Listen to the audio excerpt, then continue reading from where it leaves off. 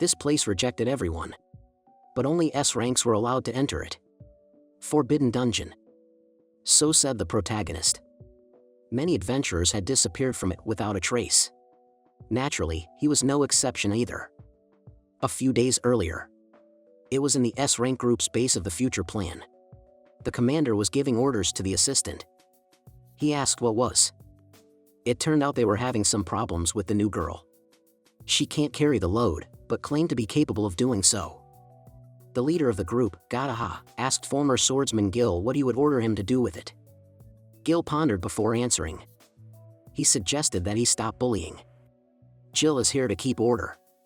And he didn't care who was going to break it, he wasn't going to keep quiet. Guy said better think about what the other adventurers would say looking at this. Gataha asked what he didn't like about his methods. The girl turned to the lad, but he asked not to interrupt. Gil wanted to say that he disliked his activities. But they had a contract and he wanted to honor it. Guy asked what the leader would do if he left. Tell everyone that he was a burden? They were about to enter the most difficult dungeon right now. So he asked the one to temper his ardor. Gataha thought for a moment. He stepped away from Gil. If he were the boy, he wouldn't show off. In a dungeon, he'd still have to obey his commands or he'd kill for disobedience. Jill was glad for the answer. The leader of the group went to the others. There was still a girl standing behind the boy. He recognized Kla, the rookie assistant. She apologized for him having to protect her. Gil asked her to calm down and replied that it was okay. Both were getting ready to hit the road. They were traveling by wagon. The girl had heard that he had learned the art of the sword from a hermit. Jill asked if she really believed everything. She added that he was rumored to be a famous dragon slayer in the East. Well, that's what Gataha had told her about him. The lad laughed and replied that he had killed him along with his master. Though he could handle him himself now. But here was the different traveling he would never get used to. The one fell to the floor and when asked what was wrong with him replied that he was fine. He just doesn't like having to do nothing but wait. Klaha offered to sit down. Gil did not refuse it. The girl who mentioned that she was a rookie assistant asked if she could ask him something. Klaha wanted to know how she could get stronger. The boy was surprised. Klaha realized that someone like her shouldn't be jumping in over her head. Gil said it was all right, but didn't understand why the girl asked him. She confessed that she had loved stories about the exploits of heroes since she was a little girl and wanted to travel like them someday. So she dabbled in packing, cartography, and other things unrelated to combat. Until she was old enough to become an adventurer. Now it was clear to the lad why she was so educated. He concluded that now that she could be an adventurer, she wanted to learn how to use a sword. Klaha said that not only survival skills were important for adventure, but also the strength needed for battles with magical monsters. But no one wanted to teach her. When she joined the Future Plan gang, she was told that there would be special training to upgrade her rank from assistant to main squad. But all they really say is that she should watch and memorize and give up if she is unable to do even that. Jill summed it up that simply put, they don't have a system in place to learn new things. Klaha confirmed this. He went on to say that that's why they took someone like him, not on the main roster, to strengthen the team. According to the girl, it's more because she's just still very green. The guy said it made sense. But it's pretty hard to agree to something like that. Klaha realized that it wasn't very polite of her to ask him. Jill asked if a monster dog or any other monster dog appeared in front of her and attacked her, what would she do? The girl thought that she should aim and hit the weak point. But the guy didn't think so. According to him, she would rather calculate in advance where the monster would run from and set traps. That's her strength. It turned out to be a trick question. But that would be her best option. There are no rules in combat. Each person's methods may be different. Even the same person may use different approaches in different situations. Guy complimented that the most important thing is to know what cards you have in your hand. And the most important thing is to choose what is the best option in a given situation. Even if it seems like a method you'll never use, you'll definitely need it somewhere. The more options you have, the more your overall strength increases. And even if that card is effective on its own, regardless of the situation, it can help at the most unexpected moment. Simply put, you need to learn more, gain experience and knowledge. All that remains is to avoid getting injured and live a healthy lifestyle. Klaha said that Jill's son is a very serious person. The one called himself just a realist. To be honest, although he spoke very confidently, he himself wielded only a sword. Other than that, he's not very good. You could say he only had one strong card. He was only trying to be realistic to quiet the feeling of envy of others. Klaha asked if this was true. The guy gave the example that he had very poor eyesight. And on top of that, during the fight with the dragon, a curse had been placed on his eyes, and because of the effects of body enhancement, only the strength increase worked on him. Therefore, he wouldn't always be able to quickly find traps and such. Klaha pondered over the curse. Jill wanted to talk about another disadvantage, much worse than the last one. He just has incredible topographical disorientation. The girl questioned whether it was worse than a curse. The guy continued. In fact, after he got here, he began his journey in the other direction from this state. Klaha exclaimed that it was indeed scarier. If the glasses on him break, he is finished. If he ends up in the dungeon alone, he may never be able to return. The guy was going to sum it up. He pulled out the case. Jill decided to leave her spare glasses. He would be in trouble if they went missing. By then they had arrived. We had to hurry. Both of them packed up for the journey. The guy said that if she wanted another card in her hand, he wouldn't mind training her after this dungeon. Klaha was surprised. The guy was going to take her swordsmanship class. The girl didn't mind. Gil admitted that he was certainly not good enough to take anyone as an apprentice. Especially since his technique wasn't that unique and one of a kind in the whole world. Both the teacher and his teacher were trained by a wide variety of masters. In general, only if he is worthy of such an honor. Klaha was grateful for it. They made a small promise. Before entering one of the most difficult dungeons, they, very young, had made a small promise. They shook hands. However, 2 hours later, one of them, Jill, shattering her glasses into small shards, would be left alone, deep in the dungeon. He was helpless. The unbelievable happened. Overall, the capture of the maze was successful. Even S-rank adventurers had yet to advance beyond the 3rd level. The maze was of the highest difficulty. The support squad had established a safe route, which they had progressed quite successfully. The main squad was advancing, defeating the enemies in their path. Trouble began on the 3rd level when they encountered its master. Each level, of course, has a master. It is a creature that has received special magical power from the labyrinth. Unlike other magical creatures, the host does not hang around. Instead, it is in the so-called main hall, waiting for adventurers. It happens to be possible to bypass the master's room and find a passage directly to the next level. However, on the 3rd level it was not possible to do so, just like in the last battle. Jill rushed at the enemy first. Then the main thing happened. The vanguard takes the aggro. The protagonist had no qualms about building tactics with the attackers in front. If you wield a sword alone, don't be surprised to be put in the front line in a fight like this. It's even easier for him, you don't have to fear an attack from somewhere far away. Besides, it will be a good training. Except that he didn't feel like he was being helped at all. Before he could think what was the matter, he saw one of his comrades behind him. It was their leader. The powerful magic sword he held in his hands was his trademark. The sword was called a wiper, and Jill saw him fill it to the brim with magical energy. Well, he could understand him. The level master that stood in front of them was incredibly strong, which was why the leader himself had decided to step forward. He planned to use the magic power of the sword. This was a tactic that the protagonist could also understand. It was much more sensible than scrimping and getting wounded in battle. He was going to buy time and asked to rely on him. Gil himself was still within range of this deadly attack.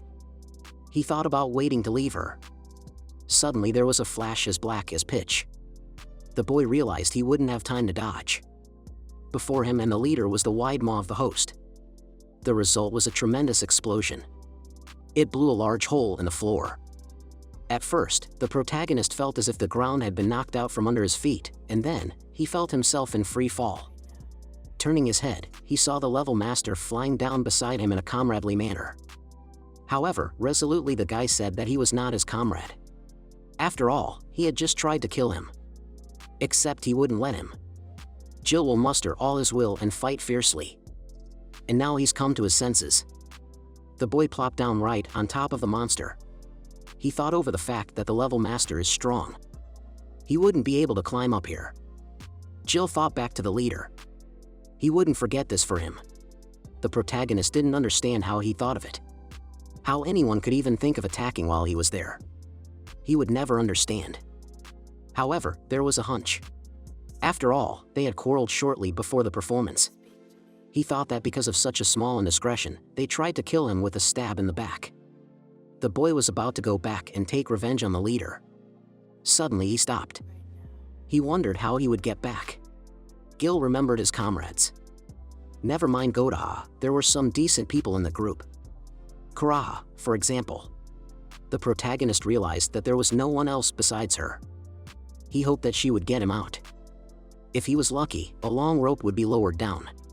Then he would definitely be able to get out. And afterwards, the boy was going to get revenge on Gadacha. He remembered to call for help before hitting, and tried to calm himself down. Gil shouted and heard strange noises from above. He realized that something spooky was happening on the ceiling. Alright, though. After all, he still had his glasses. He was glad they had survived. That's the most important thing. Without them, he wouldn't have lasted long here. As long as they were with him, things weren't so bad. At this time, the glasses shattered. Anyway, that's how his adventure began. Kuraha looked at the hole that resulted from the explosion. She remembered Gil and thought about it being an accident. According to the leader, the level 3 master was dangerous.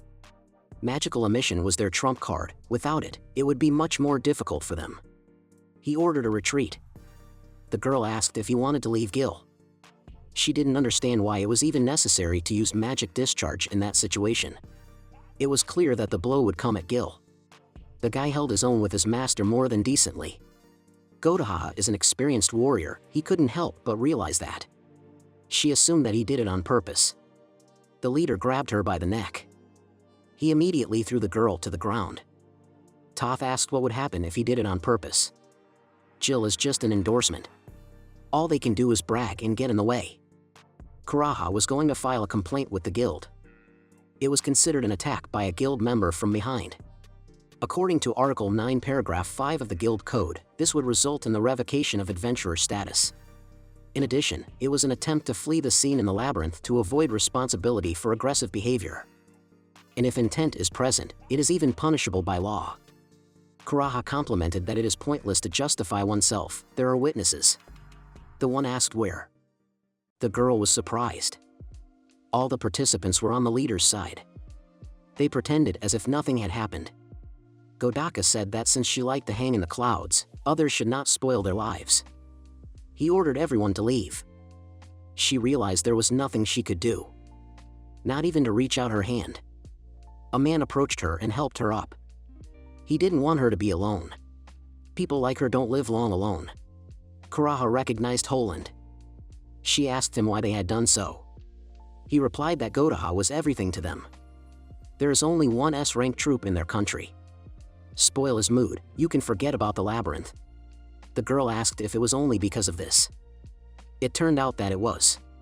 Holland still has a family to feed. Still, she couldn't leave it like that. He said there was nothing she could do now. At least not now. She didn't understand why it was useless to set out to rescue him alone. Holland replied that he didn't ask her to pretend she didn't see anything, didn't tell her to be patient. But she really wouldn't even come close to having the strength. That's what happens when you're adventurous. When you just stand there and look at such horror. And there's nothing you can do. Kuraha didn't want it that way. That's not why she became an adventurer. The comrade apologized to her and put his hand on her head. For the fact that he was only in this business to make money, and could only run away with his tail between his legs. The squad returned to the base. Kuraha did not resign. She wanted nothing to do with such a unit. This she knew for certain. Moreover, she realized that if she left this group, she would not be able to descend into the abyss, the labyrinth of the highest difficulty. On her own, she would simply lack the strength. And so everything went on as usual. 3 months passed. The girl ran to the entrance of the labyrinth. One day she would enter the labyrinth again. When she cuts her way through and descends to the levels below. The Kuraha were going to bring Jill back to the surface anyway. She didn't notice herself as she began to run to the maze every day. A large carriage passed in front of her. The girl assumed that a nobleman was traveling in it. There was an order of holy knights. Kuroha didn't understand what a squad directly subjugating the churches was doing here. They usually acted under the king's orders. Perhaps something happened. A holy maiden walked by. She said she didn't look like a saint, did she? Kuroha looked at the girl with surprise. She was going over in her head everything the others had told her. Kuroha remembered Jill telling her to look at her cards and pick the strongest one. The girl realized that let it be, she wasn't a full-fledged adventurer. Let alone, she could do nothing. If she left things as they were, she would not forgive herself. She turned to a girl who had passed by. Kuroha was full of determination. Whatever was left of him, she must get her comrade back. Jill clung to the wolf monster. It whimpered in pain. It was no longer Jill's old swordsman. He was scrunching up his face and chuckling. The one told the monster that there was nothing to look down on. He is not an ordinary man to them. He is a gorilla from the human world. As if he would lose to them in a fight for territory. The guy exhaled with relief. 3 months had passed since the fall. Things were not going well. He felt that he was at his limit and would go mad very soon. He had to eat the meat of the dungeon dwellers. 3 months is almost 100 days. Basically, he was holding on quite commendably, considering that he didn't have any survival equipment either. The guy felt that there was a crystal in the fish. He was very happy about it. The protagonist thought about how he would sell it. He showed the find to the man painted on the boards. The raw fish he ate was terribly unpalatable. Civilization without civilization will not last long. He thought he would live like this a little longer and finally dumb himself down. Or maybe he already had. The boy realized that he had been whining. He might be wandering, but if he kept going uphill, sooner or later he would come to the surface. The boy turned to his maid friend and said that they would say goodbye for a while and that next time they would see each other on the surface. Gil set off on his journey. One day he was reading a book. People with topographical cretinism fall into 2 types. The first are fools who do not doubt themselves in the least. Being fools, they do not even realize that they are lost. They just confidently drift in some obscure direction.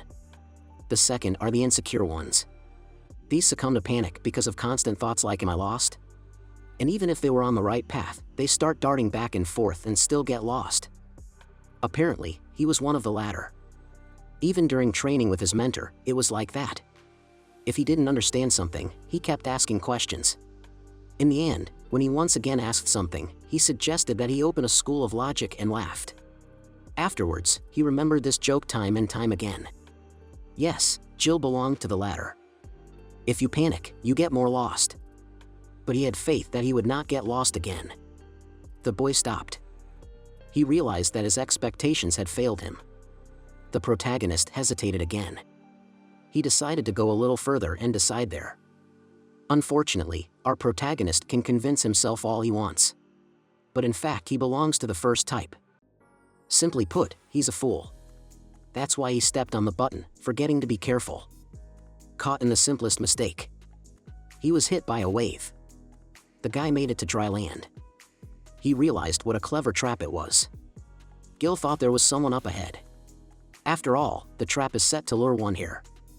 The boy was going to fight a magical beast. A girl stood in front of him. They looked at each other. Jill was surprised. He rubbed his eyes. He found it difficult to recognize who stood before him. The boy concluded it was a man, and the silhouette confirmed it. The girl replied that she was human. The protagonist could not believe that there was another person here. He apologized to her for his doubts and admitted that he had lost his glasses and could not see well. She asked how many fingers were showing. The man replied that it was 38. The girl realized that the guy was having a hard time without his glasses. Jill didn't understand why there was a man hiding behind the trap and not an animal. He thought there was no way a man could be hiding behind such a massive trap. That is not usually what happens in such cases. The strong beast mage who stood in front of them appears. The boy was relieved. The girl bent over, trying to prove that she was human. At this time the monster was about to grab her. The protagonist pulled out a hidden blade. Gil has struck him a blow. He crushed his opponent. The girl admitted that it was certainly amazing, but was the guy all right? The man grabbed her arms, exclaiming that she was human. He cried with happiness. The girl thought it was about her. The guy didn't know what she was talking about. She replied that it was about the water on the floor of the cave. When she touched it, a thought came into her mind. Isn't it a magic circle? She thought, and asked what he thought. Jill replied that he was a pure swordsman after all. The girl made an assumption. Most likely this water is what brought her here. The boy questioned whether she had cleared the labyrinth. She replied that she had done so with the holy knights. It turns out she was alone, got lost, and wandered here. Gil realized that the girl had come out to fight the level master and had been stabbed in the back by a comrade. He understood her very much. The guy is very experienced in this and wanted her to seek advice.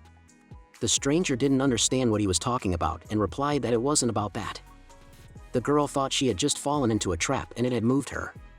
She had read about such things in books about adventurers' adventures. The protagonist noticed that she was sad. She replied that she was fine. She came along with the holy knights. They did their job perfectly. They guided her to the 4th level. And after all, no one had ever made it there before. But she's clumsy. So she must have stepped into a trap, the only one of them. He asked why she had followed the holy knights and not the adventurers. The girl was hesitant to tell it, but dared. In truth, they were explorers. They wanted to explore the labyrinth. 3 months ago, all the higher-ups in the church began to say with one voice that they felt some sinister energy coming from this place. She herself, however, hadn't noticed anything because she'd eaten too much at lunch and fallen asleep. Jill concluded that she was a glutton. He had a slightly cheeky request for her. Since she was from the church, she possessed the magic of purity. Right now, as she saw it, he looked like a dog that had been out in the rain all day. The girl smiled and admitted that she hesitated whether to speak or not. It was just that Gil stank like he'd just crawled out of a gutter. He thought it was a bit much, but she stood her ground. The girl asked him not to worry. After all, if you wander into a place like this, you will willy-nilly stink from head to toe. This fate could befall anyone. She used magic. The protagonist realized that if he hadn't met her, he would probably have turned into a caveman in 3 days. There was nothing to think about, literally hanging by a thread. He thanked her for her help. She saved him. He'd forgotten what it was like. It was like being born again. The girl was confused about something. She thought there was a curse on his eyes. Gil was surprised that she even noticed it. Ta apologized for touching on the subject. The guy was fine with it. Not that he was hiding. Besides, he had already guessed how he could get it off and asked her not to worry. But she was able to see the curse with only purity magic. That was impressive. The girl noticed that the protagonist was not so simple either.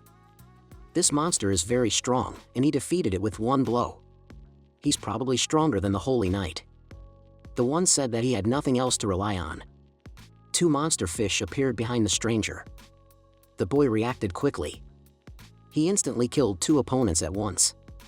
Jill said that whatever it was, they wouldn't be able to talk quietly here. They'd have to find someplace else. He had set up a base nearby. The guy realized that it was difficult to trust the first person he met and asked if she would go with him. The girl asked him to take her there. He thanked her for her trust. According to the protagonist, even though the water brought him here, he had memorized the road. It is less than 35 minutes walk. The girl was eager to see his refuge. The one kept praising the refuge. They ended up walking 5 hours to the refuge. They were very tired. Jill awkwardly introduced her to his seat. The girl wanted to introduce herself. Her name was Lilia, and she was a member of the church. She had often been told there were too many Lees. The boy gave his name. She said that if he had been named by the same logic as hers, it would have turned out to be Zizzle. Lily said he could call her Lily or Leah or even Aunt Leah. The boy was confused by the latter. She asked if he couldn't tell by it. Although she looked so young, she was actually in her 20s. Except he still couldn't see what she looked like. Jill was 19 years old. The boy remembered his mentor's teachings. He wondered if he should speak more respectfully. Lilia didn't think so. She is always surrounded by very polite people as it is, so she is always happy to chat with someone like him. The protagonist asked for an apology. She replied that she could be straightforward with her. This was something new to him. Jill wanted to talk about what had happened to him. Lily said she was more or less already aware. She meant what had happened before they went down into the maze. A nice short girl with ash-colored hair approached them. She was the one who quizzed them to find him. The boy remembered Kuraha, and he thought he had been completely abandoned. The protagonist realized that someone else remembered him. If someone didn't come back a few months later, he would definitely think he was dead and give up. Even so, Kuraha believed that he had survived. Needless to say, this is a maze of the highest difficulty. According to Kuraha, she asked them to at least find the bones. Jill exclaimed that it was already unnecessary. She could understand it, though. It had taken him so long to return, no surprise. But he still had a mate left to worry about him. She asked why he was in so deep. Lilia continued that it was likely that they were now at least on the 4th level. She didn't understand why he went here alone. The protagonist admitted that he was initially thrown down and flew all the way to the bottom. Leah did not understand why he was thrown down. Jill didn't understand his motives, but a member of the group hit him at the same time as the monster, and he was caught between 2 fires. From then on, he kept going upwards, not even able to see the level from which he was falling. And so day after day. Later he felt his mind felt like a gorilla. And then one day, just as he was about to move forward with determination, whooping and thumping his chest, he was suddenly washed away by the water. Then suddenly, as if out of nowhere, she appeared. He thanked her for saving him from the gorilla's curse. Lilia noticed that he had somehow skipped over quickly. She didn't understand what the gorilla had to do with it. According to Gil, it's hard to grow to the size of a gorilla on a camping trip, after all. There's no steady access to large amounts of food, and all the supplies get eaten up quickly. So he stayed fast. The girl said that's not what she meant. This mate of his is just awful.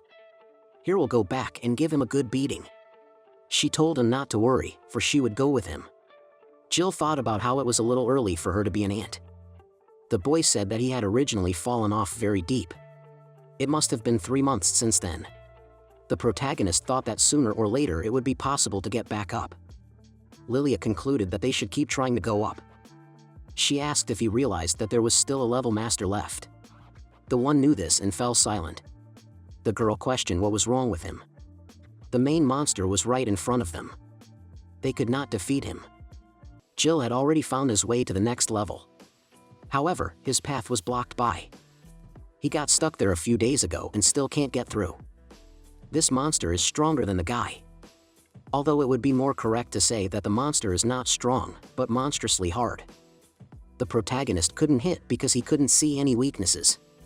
If he tries to cut through with brute force, the blade might just break. Had there been points, with them he would have won. He decided not to talk to Lily about it, though. No point in making excuses. It's just that he's still very green. If he was better with a sword, he could cut through with brute force as well. That's why Gil stopped here, to train. There's a water source right here, so you don't have to worry about drinking. The girl asked what water source he was talking about. Apparently he really can't see anything without his glasses. She scooped up the water. Leah asked how this slurry could even be mistaken for water. The guy asked her to stop. She decided to clear his stomach as well. The girl called Gil into the boss's room. The guy replied that he didn't have time for that right now. He had a sudden stomach ache. Besides, he wouldn't be able to chop it up now. Lily said she could provide the guy with an easy win. She added that her aunt was a good one, too. She said she would make a real gorilla out of him with amplification magic. Jill replied that it wouldn't work that way. There's enough power, he's just holding it back. The problem is the sword. It just won't hold all his strength. Turns out the sword is cheap. Leah said that the guy was bragging about what a mighty swordsman he was, stronger than even a holy knight. The guy countered that he said no such thing. Somehow she completely twisted things. He explained that the point was different. Any sword will eventually break if it is only beaten by brute force. Therefore, the most important thing was to be able to easily find a replacement. So when his previous sword broke, he was quickly able to find and buy this one. Besides, if you aim correctly, there's no problem. Right now, however, he didn't have his glasses. Lily asked how many times he needed to hit to defeat this level master. Jill replied that one. If he can chop as hard as he can, it will be over. The girl listened to him attentively. She noticed that he was not lacking in confidence. He replied that he had tried so many times that he could tell by feel. True, if one did so, one would be left unarmed. And then mopping up the labyrinth further would become problematic. She was going to use magic. Lilia decided to give him a head start so he could strike twice. He now had an immensely powerful and vulnerable magic sword. Lilia called it holy magic. Jill marveled. He remembered that these were words from the holy scripture of Shuri's teachings. She replied that it seemed to be in a book they read to children in class. That is where she memorized it from. The protagonist thought that the most powerful holy sword couldn't be called it. More like a fake holy sword. Jill thanked her for her help and added that he was indebted to her from now on. Lily laughed, for he spoke as if he had been a knight 300 years ago. She told him to end it with one blow, as he had promised. They wondered how long it would take to get to the monster. After 3 hours, taking much longer than that, they reached the right place. Lilia asked why it was so hard for them to get there if he had been here so many times. Gil replied that he had simply forgotten all the landmarks. They were about to go in to see the monster. The heavy and large doors creaked open. Both entered. The level master was already in front of them. The protagonist wanted to go for a frontal attack. Although attack is a bit of a mouthful, as he still lacks skill. Jill pulled out his sword. He was going to smash the monster. The girl saw Nightmare from the Apocrypha. The enemy had large tentacles. An imperfect sword came to mind. She watched the battle. And also a dissecting lightning bolt. Jill thought that he still had more to learn and study. Jill stood in front of the monster. He asked if Lily was all right. The girl replied that it turned out more spectacularly than she thought. Maybe she hadn't strengthened the blade enough. The boy said it's all right. Moreover, he is surprised. Every time he used this technique, although you can't call it a technique, of course, the sword always broke. Lilia rejoiced. She had already thought she had boasted in vain. The girl was overexcited. Gil concluded that she was not so simple. He had thought so even that time. And now this kind of reinforcement magic. She's clearly not an ordinary member of the church. Leah is clearly stronger than a simple priest. He had never met an archbishop or cardinal, but what she did was on their level. However, she's quite young, so it's unlikely. The protagonist wondered. She said she was over 20, giving only a lower limit. And after all, that explains a lot. The girl named Lilia standing before him is actually young and innocent only in voice and manner of speech. It is probable that the older woman before him is a wise old woman. No, stop, he's not really a fool. Actually, in normal times he would have dismissed this foolish thought. However, the guy spent 3 months in a maze. And he'd been wandering around for that long. He really had become a fool. Anyway, Lily asked what the monster was. It looked vague to Gil, he still didn't understand. The girl thought back to all the animals she knew. She tried to think of a name for it. Leah assumed it was a horse. For legs after all. She added that it was clearly not that simple. The protagonist didn't know what she meant. The important thing was that they could now move on. Lily pointed to the door. Jill wanted to confess something first. In fact, he doesn't really get his bearings at all. She was surprised. The guy had really searched this level well. And thought this door hid a passage to a level higher. But to tell the truth, he wasn't so sure about it. The girl asked what he was even talking about. She said there was nothing wrong with it. It's just that from now on they'll decide together where to go. Lily asked him to rely on her. For his information, his aunt is very fond of studying atlases. Jill wondered about atlases. She said to be more relaxed. The girl admitted that she doesn't get out of the house much. If she got out twice in a year, that was good enough. She didn't just say that. She's usually very lazy. She would never go on a real trip. Leah genuinely liked to stay at home and you could say she was a homebody. But she just loved reading traveler's notes and different guidebooks. In general. She asked to be considered that he had boarded a reliable ship and the crew would do everything for him. Gil couldn't keep his anxiety away, but be what it would. By the way, once the lad's mentor had tricked him into boarding a luxury ship. As a result, some insane number of octopus monsters came out of the water, which he fought to the death. Lilia asked him a question. However, even in times of anxiety, Gil knew how to regain his composure. There was only one way to do it. To go only forward. Fighting power doubled. Fighting spirit doubled. Thus, our heroes had managed to descend to the 5th level in just a month. They had indeed managed to descend. Their adventure was just beginning.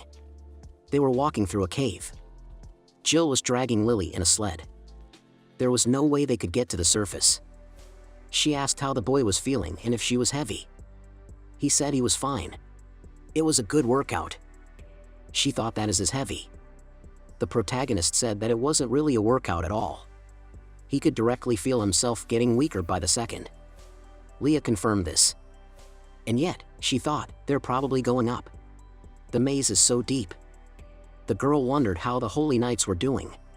She hoped they weren't angry that she was missing. Though she was probably asking too much. Lilia thought about how best to apologize when she got back. They would definitely be angry. Jill stopped.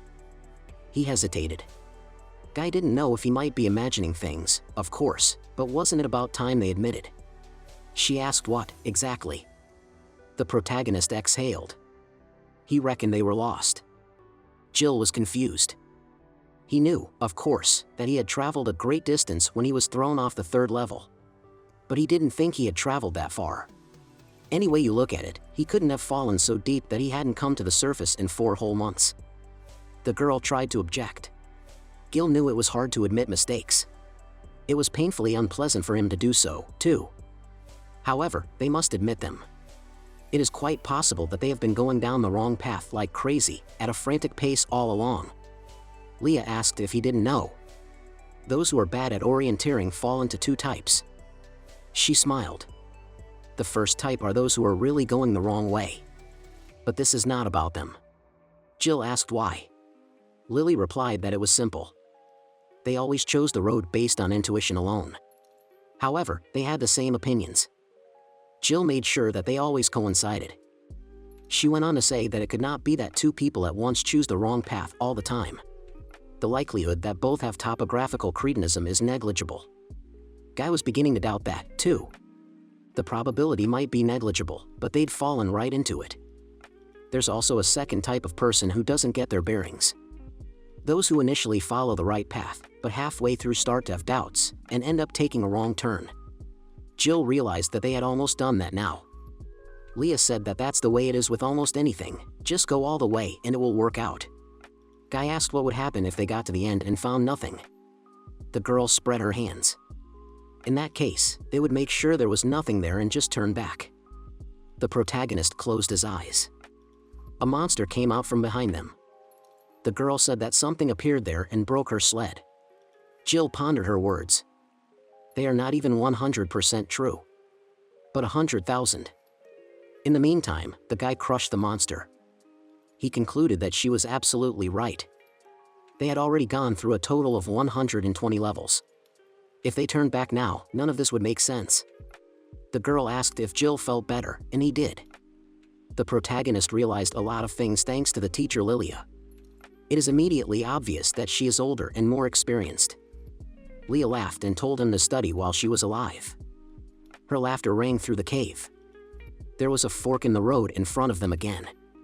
They decided to go right. The heroes exclaimed at the same time. To the measured tapping of the shell against the rocks, our heroes rushed forward, casting aside their doubts. The path they had chosen led to the lower levels, to the dark abyss. Their adventure was just beginning. Our heroes took food. It was raw fish, which they greedily gulped down. Lilia thought it was so horrible that she was about to cry. Jill marveled at the water. According to him, he even just had enough of it to satiate himself. Ever since Lilia had come along. Though they both couldn't make a fire. With clean water and impeccable hygiene, their standard of living in distress had become a little better. They said thank you for the food. The girl asked Gil to give her his hand. She applied the power of water. Now he was clean again. The protagonist considered her as his salvation. Leah was about to go to bed, because eating too much could make you fat. She asked if he was going to work out again. The guy was going to do just that. After all, without Lilia's help, that horse master level he wouldn't have defeated. These level masters were already getting harder and harder to deal with on his own. It's very hard to do it alone. The girl stood behind him. She thought she had done something wrong. What a shame that she appeared to be just getting in the way. Jill replied that he wouldn't have refused someone's helping hand for anything. And she was just about to learn a magic spell that would benefit many people. Lily turned to him. She asked if he wanted some sewage. The protagonist apologized. It's just that as long as he accepts help from others, it's as if he wants to work hard enough not to be ashamed of accepting that help. The rest is all a matter of habit. He wanted to remind himself what it was like in the beginning. The girl again offered a drink of water. Jill understood everything. People are made stronger by other people's support. Someone made those glasses for him, and she makes clean water for him. That's just the way it is with swordsmen. One must always remember that I am me. Leah said she was just kidding. She laughed. The girl asked if she had told him how cute he was. The one replied that not at all. His master, on the contrary, had told him that he was not cute at all or too cocky. Lily remarked that there is such a thing. He also sometimes switches to a respectful tone with her, even though she said he could speak to her directly. Jill said she was older after all. And she thought, on the contrary, that when he wasn't trying to be polite, it was even cuter. She had fun teasing the younger boys. The main character asked her to just go to bed. Leah wished him a good night. Jill exhaled. He clearly had a problem with Lilia. She teased him all the time. The boy kept saying it was a problem. He was sitting on the beach. The problem was that he would fall in love with her so soon. Because of this, the protagonist couldn't concentrate on training because he could feel himself falling in love with her. The master told him to just stay away from women. More specifically, the master had been divorced 5 times. When Jill heard this then, 5 years ago, he thought to himself, he said, the words of a 5-time divorcee can't be true. And he said the same thing out loud. Afterwards, he only remembers being tied up tighter than usual. Somehow, to this day, those words of the master are still heavy in their own way. And from that moment on, he avoided relationships with women. Avoided, but this time, it was inevitable. 3 months of solitude in this labyrinth of pitch blackness, wandering in unbearably filthy conditions. Jill met Sis, with a glowing aura around him. He lived with her alone, for a month in this place. He didn't realize how, at some point, he felt he liked her. And he couldn't help it. The protagonist had never felt this way before. Until the master hurt his back 3 years ago while killing a poison dragon, he was his guardian. The boy was afraid of becoming the same as he got older. And even when the master told him to travel alone, most people treated him as his apprentice. And perhaps it is more correct to say that everyone doubted his abilities and humiliated him. This is how he engaged in duels and demonstrated his skill. In this way he made a few friends, among whom there was even one girl. But in the end it was a story of sweat and tears. He just didn't have a chance either. And now here it is, his chance. Leah always holds his hands after meals. He remembered his sister with her enchanting smile. His chest ached. Jill needed to calm down and concentrate. Thanks to Lilia's barrier, the dragons can't get in. He should take advantage of this opportunity and train. Only he can't help thinking that confessing his feelings to her under these circumstances would seem mean. No one would be able to come to her rescue. And if she were to venture out of the barrier, she would immediately be attacked by monsters. In such a situation, forcing her to decide yes or no, that would be very bad. We have to be honest. They'll get out of the maze sooner or later anyway. And there, after a year of correspondence, they can start hinting to each other. The guy was trying to clear his mind. Suddenly he wondered if she was really 80. The peak of the clergy's power is usually at that age. She can't be so young and skilled in holy magic at the same time. Jill wondered if he hadn't thought about this before. And once he thought about it well, he realized that even the outline of Lilia's face he had always seen blurred. And he didn't even know what made him think a smile suited her. But she holds his hands after eating because that's what it takes for the spell. He's not interested in her at all. It turns out that Lilia is just a bright and cheerful, sweet-smelling 80-year-old grandmother with a nice voice, demeanor, manner of speaking and soft hands. There can be no mistake. Jill kept saying that it was true. At this time a girl appeared behind him. He shouted. The girl said it was kind of rude to yell at her like that. The protagonist apologized. He asked what had happened. It turned out that while she was sleeping, she thought it must be cold. She barely touched his nose using magic. Leah complimented that sometimes someone would touch him too. The girl thought that would be enough for 10 hours. She asked not to stay up late and to go to bed early. The boy mentioned hands. He asked how she used magic now if she didn't touch him with her hands. According to Lily, she could use this magic without even touching because she had trained hard for it. She was about to leave and said goodnight. Jill asked why then she was holding his hands when she used food magic. He kept having the past thought in his head. About her being an 80-year-old woman. The adventures of these two continued. The battles of the leader and his team with the monster are mentioned here, as well as the presence of Karahi and Gil in them. It was a battle with a monster in a maze. As it turned out, Karahi's dream. She woke up abruptly. The girl realized it was just a dream. 4 months passed. During that time her life had not changed in any way. And no word from that squad of holy knights either. Nothing has changed at all. It was as if nothing had ever happened. It's like a dream that only she remembers. Every day is like the previous one, and only the nature around her reminds her that autumn is already ending. Someone was surprised at how fast she ran. Holland stood in front of her. She asked if he had come to train. He replied that was a bit of a mouthful. His kids recently said they'd put on some weight. So he's just keeping them company. Except he doesn't see them around, they're gone.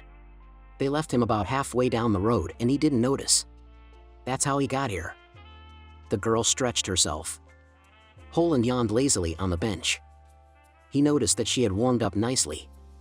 The man asked how long she usually ran. Karaha replied at least an hour every day. She runs 5 approaches of 10 times, varying the distance. She does not cut corners. And so it's different every day. Today, instead of strength training, she was going to run uphill and back 10 times. Holland didn't let her continue and told her that an adventurer with nimble legs is a good adventurer. Though she was hardly pleased to hear that from someone like him.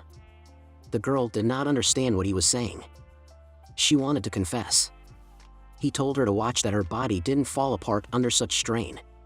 Of course, if it fell into the hands of the church, she would be treated there, and yet, once in their possession.